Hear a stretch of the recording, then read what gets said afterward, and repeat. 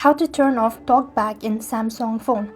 Hi everybody, welcome back to our channel. In this guide, I'll walk you through the steps on how can you turn off TalkBack on Samsung phone. To do it so, you want to make sure to watch this video right till the end. To turn off your TalkBack on Samsung Galaxy S24 Ultra, you need to navigate to your settings. After which, you want to go ahead and look for accessibility. So here it is. Then you will be able to see the TalkBack option right over here. So this is the one. You want to toggle the button.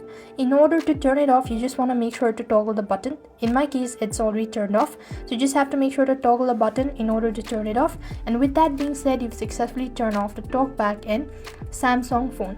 You could also use the two finger, that is, if TalkBack is active, you could swipe up the screen with the two finger to open the app screen. Then find the settings app icon and double tap on it, and then use your two finger to scroll down the settings menu until you find accessibility. Then tap on accessibility once to select it, then double tap to open it.